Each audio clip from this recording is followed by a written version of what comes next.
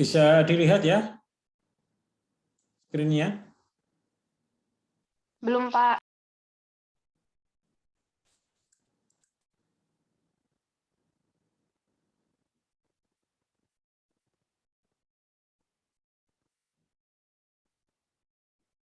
Sudah, Pak. Oke, ya sudah ya, kita mulai aja ya. Jadi kita sekarang masuk di minggu ke-4 ya, sepertinya ya. Saya nggak hafal ya. Itu materinya adalah multiple sclerosis, ya, multiple sclerosis materinya. Nah, multiple sclerosis ini adalah penyakit, ya, penyakit degeneratif, ya. Jadi penyakit degeneratif itu penyakit yang menahun, ya, menahun. Dan biasanya terjadi kerusakan jaringan atau organ, itu ciri dari penyakit degeneratif. Nah, yang kena apa? Yang kena adalah sarafnya, ya, susunan sarafnya. Yang kena itu susunan sarafnya. Di bagian mana? Di bagian mielin. Jadi bagian mielin saraf itu mengalami peradangan, ya, atau inflamasi. Ya. Kenapa kok dia radang? Kenapa kok sel-sel itu mengalami peradangan? Karena dia diserang oleh daya tahan tubuh kita. Jadi ceritanya daya tahan tubuh kita itu menyerang dirinya sendiri, ya. Atau istilahnya itu penyakit autoimun. Ya, saya jelaskan lagi ya. Jadi ada penyakit yang namanya autoimun. Penyakit autoimun itu adalah penyakit yang di mana daya tahan tubuh kita atau imun itu menyerang diri kita sendiri. Kalau yang diserang sendi itu namanya rematik. Jadi penyakit rematik itu penyakit autoimun juga. Tapi daya tahan tubuhnya itu menyerang sendi, gitu ya.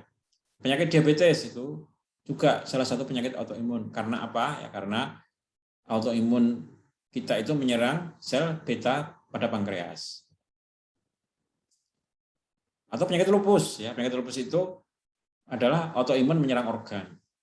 Jadi antibodi kita itu menyerang organ. Daya tahan tubuh kita menyerang organ. Itu kalau lupus, ya. Lupus itu adalah penyakit autoimun yang paling berbahaya, itu lupus. Kemudian multiple sclerosis, ya, disingkat MS. Nanti saya ngomongnya MS, ya. Itu autoimun menyerang saraf, menyerang saraf. Jadi daya tahan tubuh kita itu menyerang dirinya sendiri, dalam ini adalah saraf. Itu namanya penyakitnya adalah multiple sclerosis atau disingkat MS. Itu kemudian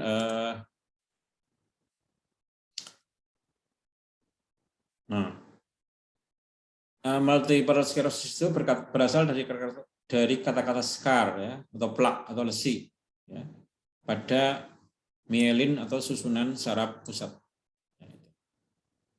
Jadi yang diserang itu mielinnya, ya, yang diserang itu mielinnya. Penyebabnya apa, ya? Salah satu yang dominan penyebabnya adalah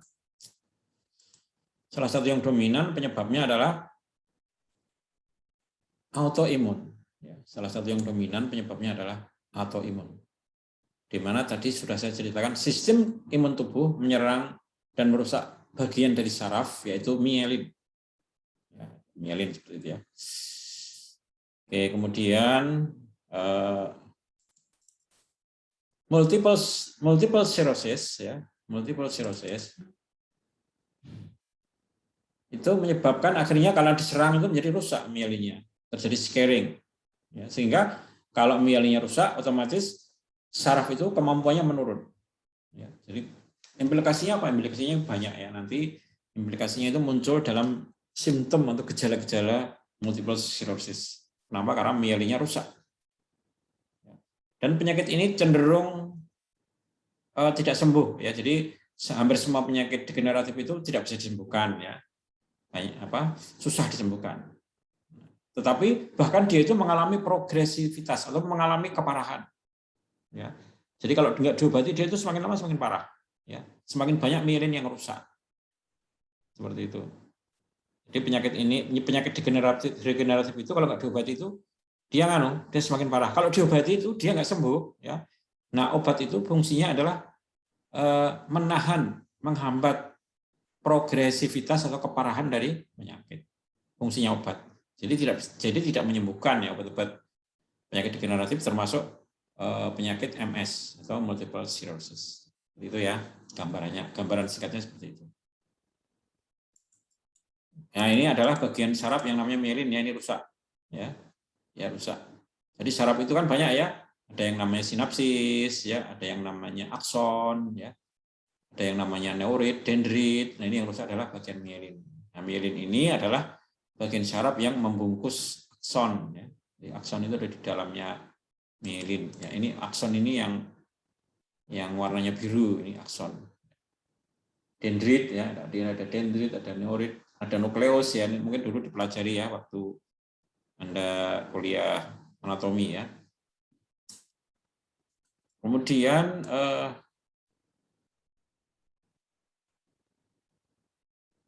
nah, kalau mielinnya itu rusak ya, mengalami sklerosis, ya, muncullah gejala-gejala neurologik ya. Muncullah gejala-gejala neurologik. Gejala-gejala neurologik itu apa namanya? Apa contohnya? Yaitu terjadi masalah pada kemampuan kognitif. Misalnya orangnya jadi pelupa ya. Atau mungkin dia jadi depresi ya. Itu kognitif. Atau mungkin dia insomnia ya. Atau susah tidur ya. Jadi karena sarafnya, karena mielinnya bermasalah, dia mengalami hambatan dalam kognitif atau kecerdasan. Kemudian juga hambatan fisik juga ya. Jadi tidak hanya hambatan otaknya juga, tapi hambatan fisik ya. Jadi misalnya terjadi kejang ya, atau terjadi apa namanya itu, kayak epilepsi itu, jadi kejang ya, atau konvulsi. Jadi dia mengalami kejang. Kejang itu adalah fisiknya ya, fisiknya yang kena ya, karena sarafnya itu, mielinnya itu rusak. Ya, itu contohnya ya itu kejang. Banyak nanti kita bahas ya. Jadi akibat sarafnya yang bagian mielinnya itu rusak, maka orangnya akan mengalami hambatan pada kognitif ya, atau otak dan fisik. Nah, sekali lagi bahwa pengobatannya itu tujuannya adalah untuk mencegah ya, terutama itu mencegah serangan mendadak dan mencegah disabilitas. Maksudnya itu apa namanya itu, mencegah cacat ya. Jadi karena kan tadi fisiknya kena ya, menyebabkan fisiknya kena. Jadi bisa jadi cacat, artinya orangnya mungkin jadi lumpuh ya lama-lama ya, atau disabilitas. Nah, itu adalah akibat dari proses rusaknya saraf, bagian saraf yang namanya mielin. Kemudian bagaimana mendiagnosisnya ya? Bagaimana mendiagnosisnya? Mendiagnosisnya itu susah ya ditegakkan ya. Mendiagnosisnya susah. Jadi biasanya dilakukan MRI ya untuk melihat sarafnya. Jadi memang ini penyakit ini memang kalau didiagnosis itu harus memakai alat-alat yang mahal ya. MRI, kalau Anda mungkin membayangkan ya, kalau kita kena infeksi kan hanya dicek itunya kan, hanya dicek leukositnya kan. Ini enggak, ini harus pakai MRI, jadi mahal. Penyakit ini adalah penyakit yang biaya pengobatannya itu sangat mahal. Termasuk untuk mendiagnosis saja harus memakai alat-alat yang canggih ya. Jadi sekali lagi diagnosisnya itu sulit ditegakkan. Ya. Dan kalaupun bisa juga terbatas dan memang biayanya sangat mahal. Kemudian usia harapan hidup pasien usia harapan hidupnya itu sebenarnya hampir sama dengan orang normal ya. Hanya selisih 5-10 tahun. Jadi kalau orang normal itu harapan hidupnya itu kalau di Indonesia itu 70 tahun ya. Harapan hidup di Indonesia kan sekitar 69 ya. Itu kalau orang terkena MRI bisa hanya 60.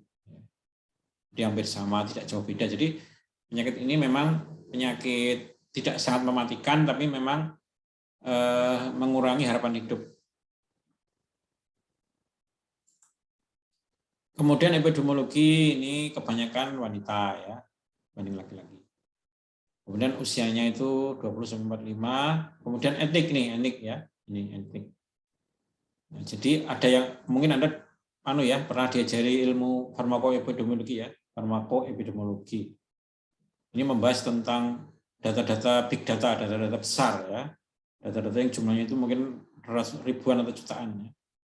termasuk data-data etnik yang sering etnis mana yang sering diserang atau yang sering menderita penyakit MS, multiple sclerosis. Yang paling banyak itu etnis Skandinavia, ya, orang Inggris yang paling banyak. Ini adalah data-data epidemiologi. Jadi etnis tertentu itu rentan terhadap serangan multiple sclerosis. Kalau yang lain itu enggak, ya, rendah ya. Jadi selain etnis Skandinavia itu orang Asia, orang Amerika, orang Hispanik, ya, orang Amerika Latin, ya, Afrika dan sebagainya itu rendah. Ya. Kemudian yang kedua itu juga genetik juga berpengaruh. Jadi kalau ada saudaranya yang kena MS, kemungkinan 10% ya, saudaranya yang lain itu atau keturunannya itu akan menderita MS. Itu mengenai epidemiologinya ya. Kemudian etiologinya ini tadi sudah saya singgung ya. Selain penyebabnya itu adalah autoimun, ya, selain autoimun, yang dimana autoimun ini ya, di mana sistem imun itu, ya, sistem kekebalan tubuh itu komponennya adalah makrofag, ya, sel-sel autoimun itu, ya, sel-sel kekebalan itu adalah makrofag. Ini makrofag ini menyerang mielin, itu loh. Ya, ini namanya proses autoimun. Kemudian sel T killer itu juga bagian dari sel imun. Ya. Jadi ini adalah tentara kita, ya, tentaranya tubuh kita ya. Imunitas itu kan tentara untuk melawan musuh ya. Sel T killer, limfosit dan antibodi ini adalah tentara-tentara kita yang akan memproteksi kita dari serangan penyakit. Tapi justru dalam kondisi penyakit MS ini dia menyerang mielin kita, mielin sendiri ya, menyerang dirinya sendiri. Jadi seperti gol bunuh diri ya, dia menyerang dirinya sendiri. Jadi ada makrofag ya, sel T killer ya, kemudian limfosit dan antibodi. Oh ya, nanti bisa di-download ya materinya di itu ya, sudah saya upload di sana. Kemudian penyakit ini ya juga disebabkan oleh virus ya, virus juga. Jadi virus itu berpengaruh. Jadi serangan infeksi virus itu juga bisa langsung atau tidak langsung ya, itu menyebabkan penyakit multiple sclerosis ya. Itu secara langsung atau tidak langsung ya. Jadi tidak hanya autoimun aja, tapi secara tidak langsung juga ada virus ya yang bisa menyebabkan penyakit multiple sclerosis. Kemudian ini ada beberapa hal yang tidak perlu kita pelajari secara rinci ya, karena ini cukup rumit ya. Jadi intinya penyebabnya adalah bisa autoimun, bisa virus, dan juga bisa serangan bakteri. Jadi bakteri juga bisa secara tidak langsung menyebabkan terjadinya MS ya, atau multiple sclerosis. Ya, patofisiologi tidak akan saya bahas ya. Kemudian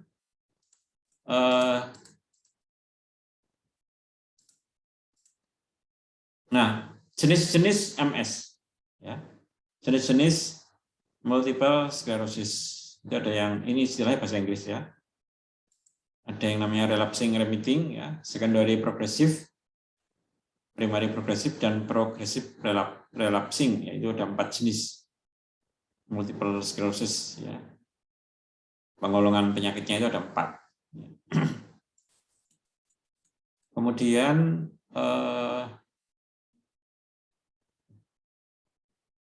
ini kok 14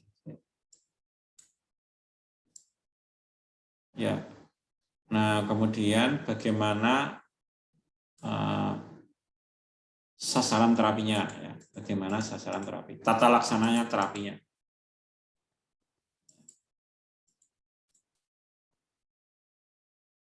Tata laksana terapinya adalah ya, yang pertama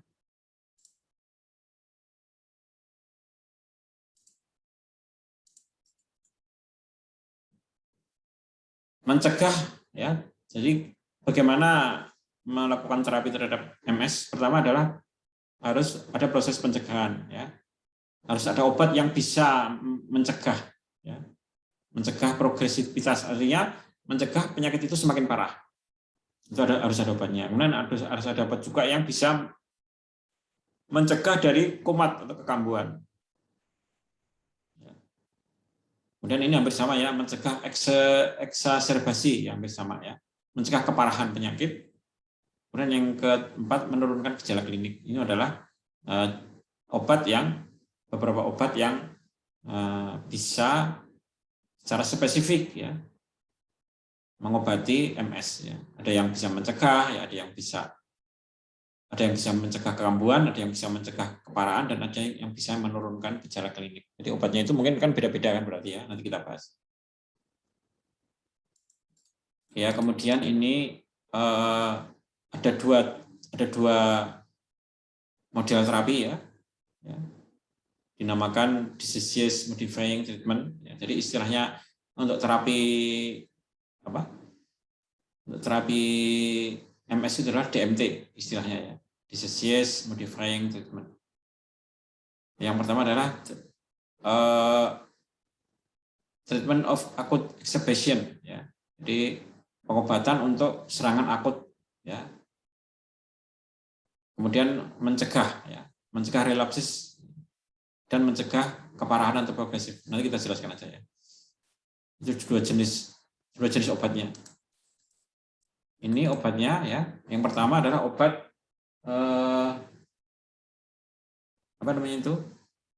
Yang pertama adalah obat relaps. Kita anu dulu ya. Kita bahas dulu definisi relaps. Relaps adalah suatu periode ya, atau suatu level atau tingkatan ya, yang yaitu terjadinya gangguan neurologis akut yang berlangsung lebih dari 24 jam.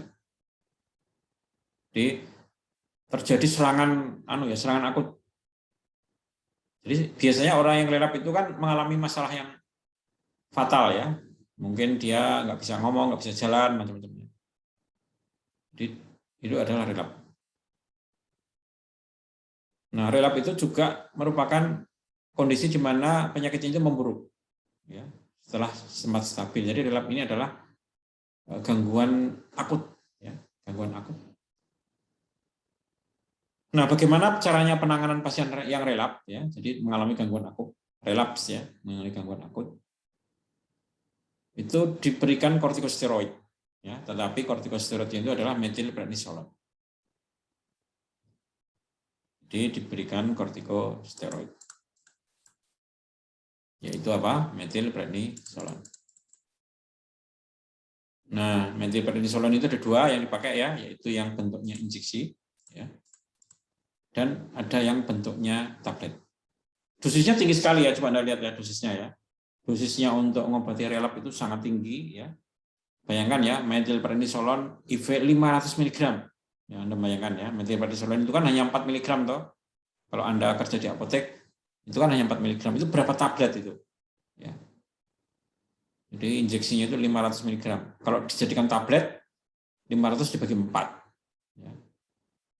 Berapa itu? 125 tablet. Ya, banyak banget kan ya. Bisa Anda bayangkan ya, kalau kita aja ngasih metilprednisolon aja kadang-kadang hanya 1 tablet, kadang-kadang takut ya, ini dikasih 125 tablet. Nah, untuk mengobati relap ini, selain IV juga bisa PO, peroral. Yaitu tadi dosisnya sama 500 mg sampai 1000 mg. Di pasien itu disuruh minum 125 tablet sampai apa namanya itu? Oh, ini sampai apa? Sampai 250. Ya, ini bahkan ini dikatakan begini. Pemberian dapat dilakukan dengan dosis tunggal. Saya ulangi ya. Pemberian dapat dilakukan dengan dosis tunggal. Artinya satu selawe itu langsung disuruh menelan pasien itu. Ya, bisa dibayangkan ya, atau dosis berbagi. Jadi bisa jadi ya, ada alternatif di mana selama 3 hari dia disuruh minum 125 tablet. Mungkin sehari minumnya mungkin 50 tablet misalnya ya. Tapi kan itu tetap banyak sekali ya, tetap banyak. Atau ini yang lebih parah adalah kalau suntikan. Nah, kalau suntikan ini mungkin lebih nyaman karena dia diberikan lewat infus. Jadi orangnya diinfus dengan berapa ampul itu Anda bisa hitung sendiri ya. Ampulnya itu berapa ampul ya. Tapi nggak disuntikkan, tapi diberikan lewat infus. Ya selama 3 hari. Jadi itu gambarannya ya. Kalau disimpulkan dosisnya itu sangat tinggi ya untuk mengobati relaps. Ya karena apa? Karena memang relap ini adalah gangguan akut. Mungkin pasiennya itu mungkin tiba-tiba itu nggak sadar mungkin ya. Kan nyerang saraf, langsung disuntik dengan metilprednisolon dengan dosis yang sangat tinggi. Diinfus dengan metilprednisolon dengan dosis yang sangat tinggi. Itu kemudian ini adalah pengobatan serangan akut ya, atau relaps. Mungkin Anda bisa membayangkan ya, ini dilakukan di mana, di UGD pasti ya. Pengobatan relap itu pasti dilakukan di UGD, jadi pasti ceritanya di bawah UGD ceritanya pasti. Ya. Karena gangguan akut, serangan akut. Terus langsung diinfus ya, dengan metilprednisolon. Kemudian bagaimana kalau penanganan apa namanya itu? Exacerbation ya. Treatment of acute exacerbation. Ini bukan relap ya, serangan acute exacerbation. Jadi istilahnya itu treatment of acute exacerbation. Itu menggunakan imunosupresan. Ya, saya akan menceritakan apakah arti istilah dari imunosupresan. Imunosupresan itu adalah obat-obat yang menekan daya tahan tubuh kita, maka dinamakan imunosupresan. Biasanya obat-obat imunosupresan itu kebanyakan adalah kortikosteroid. Contohnya apa? Contohnya metilprednisolon, prednisolon, dexamethasone, triamcinolone itu adalah imunosupresan. Kenapa kok harus dikasih imunosupresan? Karena ya tadi itu, karena daya tahan tubuh kita itu terlalu agresif, ya, sehingga harus dijinakkan. Ya, dijinakkan dengan obat yang menekan keagresifan dari daya tahan tubuh tadi. Nah, sekali lagi di sini muncul lagi ya, imunosupresan yang dipakai untuk serangan akut exacerbation adalah kortikosteroid lagi, yaitu metilprednisolon intravena. Nah, ini untuk terapi serangan akut. Jadi pada prinsipnya ya, serangan relaps maupun serangan akut exacerbation itu diobati dengan metilprednisolon. Ya, diobati dengan obat imunosupresan, tapi diobati hanya dengan metilprednisolon. IV. Kalau yang relaps tadi itu kan bisa IV, bisa PO ya. Bisa IV, bisa PO. Bisa diberi obat oral, bisa diberi obat intravena. Kalau yang relaps ya. Kalau ini lebih keras lagi, lebih parah lagi karena namanya acute exacerbation ya. Itu diberikan obat-obat IV aja ya. Apa fungsi dari metilprednisolon dalam kasus ini adalah menurunkan edema. Edema itu apa? Edema itu Anda pernah dengar ya?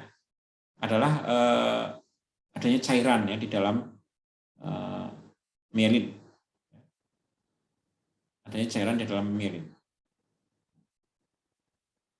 Kemudian ada juga sih obat yang lain namanya adrenokortikoid ya. Hormon tapi kurang efektif. Jadi tetap untuk treatment acute exacerbation itu menggunakan metilprednisolon IV.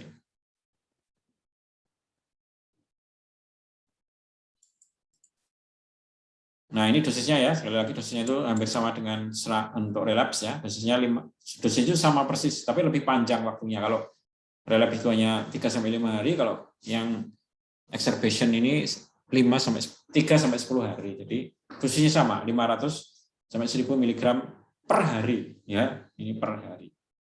Kalau tadi kan enggak per hari ya, tadi itu ya. Yang relaps itu enggak per hari, tapi diberikan dalam dosis terbagi antara 3-5 hari. Tapi kalau ini tuh enggak, lebih tinggi sekali dosisnya ya, karena memang sekali lagi ini serangan akut exacerbation itu apa?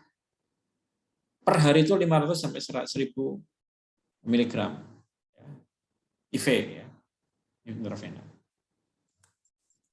Oke ya, itu mengenai nah ini apa? Algoritma terapinya ya untuk serangan akut. Itu tetap diberi metilprednisolon atau solometrol. Solometrol itu isinya metilprednisolon ya. Itu. Tapi ini nggak perlu kita algoritmanya ya. Kemudian untuk jenis yang kedua yaitu jenis prevention. Kan tadi ada dua jenis toh, ada acute exacerbation dan ada relapse and progression. Jadi ini adalah fase selanjutnya. Jadi tadi kan orangnya disuntik di UGD ya tadi ya ceritanya ya. Karena dia mengalami serangan akut ya, setelah dia stabil kondisinya gitu ceritanya ya. Mungkin di UGD mungkin beberapa hari ya dia stabil, istilahnya itu dilakukan pengobatan prevention. Ya. Dilakukan obat prevention, pencegahan ya, preventif. Nah, untuk pencegahan ini tidak diberikan di sini disebutkan tidak diberikan metilprednisolon lagi. Metilprednisolon itu hanya diberikan pada saat kondisi relapse dan kondisi akut. Kalau ini mencegah relapsnya dan mencegah keparahannya, dikasih apa? Interferon. Jadi obatnya ini sangat mahal ya, interferon itu ya, sangat mahal. Bisa interferon alfa dan bisa interferon beta.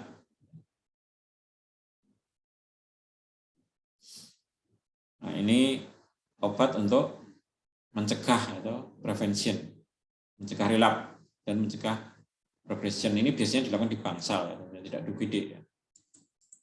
Ada lagi obatnya ya, tidak hanya ini ada beberapa ya, tapi intinya itu golongan interferon. Ya. Ada 1B, 1A dan sebagainya. Kemudian yang lain apa ini? Ada lagi yang lain yaitu glatiramer asetat. Ya. Jadi ini fungsinya untuk menurunkan inflamasi atau peradangan. Ya. Glatiramer asetat. Ini ada lagi apa namanya novantron, mitoxantron. Ya. Ini termasuk imunosupresan juga ya. Ini juga digunakan untuk prevention. Jadi obatnya cukup banyak ya, pilihannya cukup banyak. Beda dengan tadi hanya metilprednisolon, ini obatnya banyak. Interferon, ya glatiramer, ya mitoxantron ini adalah obat-obat untuk pencegahan dan obatnya itu sangat mahal, ya. Sangat mahal. Nah ada lagi siklopospamid, ya. Kemudian siklosporin ini obat-obat imunosupresan. Ya, saya ulangi lagi ya, tadi ada istilah imunosupresan. Imunosupresan itu adalah obat-obat yang menekan daya tahan tubuh. Ya, karena daya tahan tubuhnya itu agresif, sangat agresif. Sehingga harus ditekan, harus dikendalikan. Imunosupresan. Siklopospamid, ya, siklosporin. Ya. Kemudian ada juga obat-obat golongan antibodi monoklonal atau antibodi monoklonal atau monoklonal antibodi. Contohnya natalizumab. Ini adalah golongan antibodi monoklonal. Ya, itu obat lain ini hampir sama ya. Golongan imunosupresan misalnya contohnya methotrexate. Ini golongan imunosupresan. Jadi obatnya banyak ya, sampai 8 macam ya. Untuk mengobati prevention ya, relapse, mencegah terjadinya relapse. Mungkin masih ingat tadi ya, relapse itu adalah serangan akut yang terjadi selama 24 jam. Itu relapse. Obatnya tadi kan itu ya apa? Metilprednisolon IV atau oral. Nah, setelah kondisi relapse ya, teratasi baru dilakukan tindakan pencegahan ya, agar tidak terjadi relapse lagi ya. Obatnya ada 8 macam. Yang kebanyakan didominasi obat-obat imunosupresan, golongan imunosupresan kebanyakan. Kemudian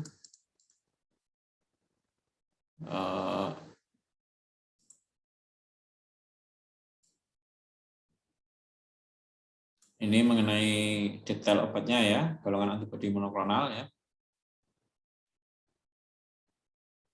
Ini obatnya mahal banget ya, bisa dibayangkan ya, obat ini kalau diberikan selama 25 hari obatnya berapa gitu ya. Mungkin lebih dari 100 juta ya. Ya ini tidak usah kita bahas ya. Nah, ini saya sedikit ya, saya bahas terkait dengan sebentar, obat-obat simptomatiknya. Ya, ini obat-obat simptomatik sebentar.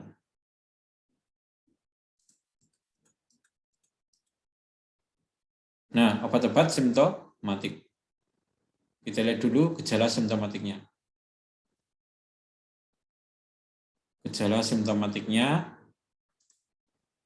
kan gejala simptomatik itu tadi ada dua, ada gejala fisik ya tadi sudah saya singgung ya, ada gejala kognitif ya, ada gejala fisik, ada gejala kognitif. Ya.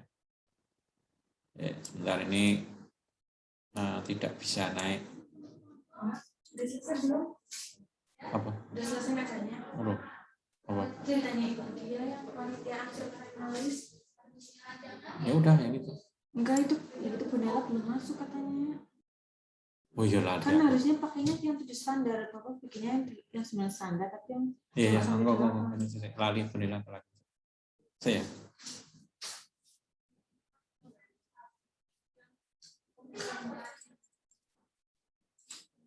Sebentar ya, ini. Nah, kemudian obat-obat obat-obat MS itu ya. Ini ada satu yang menjadi catatan ya. Ada satu yang menjadi catatan, ini namanya obatnya Glatiramer ya, itu aman untuk wanita hamil ya. Ini catatan ya, dicatat ya. Note ya. Pregnancy kategori B. Jadi tidak semua obat MS itu aman untuk wanita hamil, itu hanya satu yang aman yaitu Glatiramer ya. Glatiramer. Jadi ini obatnya banyak ya, banyak. Tadi sudah saya singgung ya, ada interferon ya, ada metilprednisolon yang nanti bisa dibaca di tabelnya. Tapi ini ada catatan ya, yang namanya apa? Glatiramer itu aman untuk wanita hamil.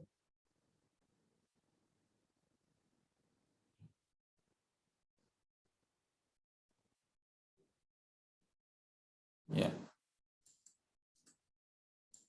Bentar ya, ini nggak bisa naik ya. Bentar.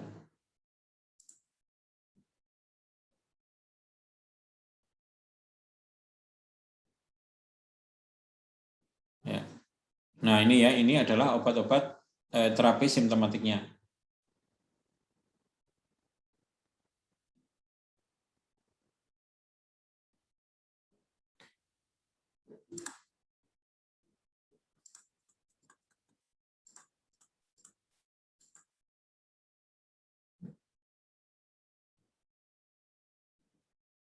Saya sebentar ini kok. Nah ini loh.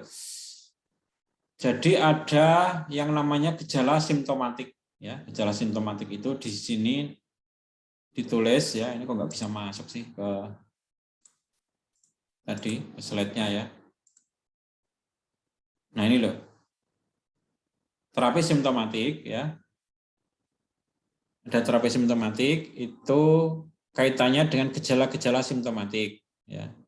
Gejala simptomatik itu ada 3 ya. Yang pertama adalah gejala fisik ya.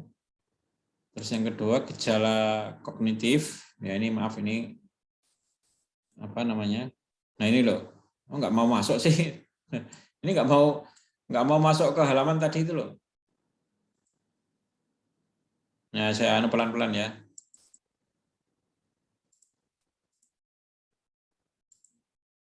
Nah ini loh, mau masuk ke sini nggak bisa. Nah oke ya. Ini gejala simptomatiknya itu diobati dengan obat-obat simptomatik. Ya ini saya jelaskan ya, ini karena ini agak rumit sedikit ya. Kalau tadi kan obat-obat asimptomatik yang tadi itu ya, kayak metilprednisolon untuk mengobati relapse ya tadi ya, ada antibodi, ada apa namanya itu interferon untuk mencegah tadi kan ada ya, atau siklosporin untuk mencegah tadi kan ada. Ini obat itu obat-obat asimptomatik. Kalau ini adalah obat-obat atau terapi simptomatik MS. Artinya kalau ini itu mengobati gejalanya saja, ya, bukan mengobati penyakitnya, tapi mengobati gejalanya. Ya ini contohnya di sini ya, spasticity. Ya, spasticity itu apa namanya itu obatnya adalah diazepam ya contohnya ya, diazepam. Kemudian bladder symptom. Bladder symptom itu artinya kandung kencingnya bermasalah ya. Mungkin orangnya nggak bisa kencing akhirnya ya. kandung kencingnya bermasalah. Bladder itu kan kandung kencing ya. Bladder itu kan kandung kencing. Itu obatnya di situ ada banyak ya. Ada banyak. Tapi contohnya adalah di sini misalnya hyoscyamin ya. Hyoscyamin atau mungkin prazosin ya. Kemudian gejala-gejala sensori ya, gejala-gejala sensoris. Misalnya kejang. Ya, kalau kejang dikasih apa atau kejang atau konvulsi ya dikasih apa? Dikasih karbamazepin. Jadi pasien itu kejang karena kan yang diserang kan saraf ya. Yang diserang kan saraf ya. Jadi dia itu kejang. Obatnya apa? Nah, obatnya misalnya karbamazepin, phenytoin ya. Lamotrigine. Itu adalah kalau orangnya itu kejang. Kemudian bagaimana kalau orangnya itu menderita fatigue? Fatigue. Di sini macam-macam fatigue itu ya. Bisa terjadi fatigue ini bentuknya depresi. Ya, misalnya kalau orangnya depresi berarti diberikan obat fluoxetine. Ya. Diberikan fluoxetine. Fluoxetine itu adalah anti depresan, ya. Fluoxetine itu adalah anti depresan. Itu adalah obat-obat simptomatiknya. Obat-obat yang mengurangi menghilangkan atau mengurangi gejalanya. Nah, itu. Kemudian apa yang dimaksud dengan spasticity ya? Itu adalah kelainan motorik. Jadi orangnya itu kan tadi sudah saya sampaikan ya, kalau orangnya itu kalau terkena MS itu dia mengalami kelainan atau mengalami kelainan di otak atau kognitif dan mengalami kelainan fisik ya. Dalam hal ini adalah kelainan motorik. Nah, jadi dia itu mungkin nggak bisa jalan gitu ya ceritanya. Mungkin kalau jalan juga mungkin lemah ya. Hanya tiduran aja itu namanya spasticity. Nah, ini obatnya apa? Obatnya adalah diazepam ya. Clonazepam, tinazidin adalah obat-obat untuk mengatasi kelainan motoriknya. Obat-obat untuk sensory system yaitu misalnya kejang, itu misalnya tadi ya lamotrigine ya contohnya ya. Kemudian apalagi phenytoin, karbamazepin itu adalah obat-obat untuk serangan sensori. Simptom. Kemudian untuk fatigue ya, misalnya depresi ya, itu diberikan fluoxetine. Contohnya ya, fluoxetine. Ya itu adalah obat-obat simptomatis. Jadi kesimpulannya ada 2 obat ya untuk pengobatan MS, yaitu obat-obat asimptomatis, yaitu tadi yang atas ya, seperti methylprednisolon ya, interferon ya, siklosporin, siklofosfamid ya. Itu adalah obat-obat asimptomatik. Kalau obat-obat simptomatiknya ini itu digolongkan dalam 4 golongan, yaitu obat-obat untuk kelainan motorik, obat-obat untuk bladder ya, untuk kandung kencing ya, kemudian sensory system dan fatigue. Itu obat-obat simptomatisnya. Ya, saya kira itu aja ya untuk materi MS ya. Nanti silahkan untuk dipelajari ulang ya kalau memang pengen mempelajari lagi di di edunya bisa di-download ya. Ini nanti akan saya rekam, kemudian nanti saya unggah lagi di edu. Itu ya. Saya kira itu aja. Nanti kalau ada yang mau ditanyakan silahkan nanti lewat chat di juga bisa ya, chat di edu ya. Kemudian silahkan absen di edu ya, jangan lupa. Kemudian ini jam 8:30 ya. Jam 9 jam 8.24 ya, nanti jam 8.45 ya, nanti saya akan buka post testnya gitu ya. Nanti saya post test, saya tutup jam 9.10 ya. Saya tutup. Saya kira itu aja dari saya. Saya tutup. Billahi taufiq wal hidayah. Wassalamualaikum warahmatullahi wabarakatuh. Waalaikumsalam. Waalaikumsalam warahmatullahi wabarakatuh.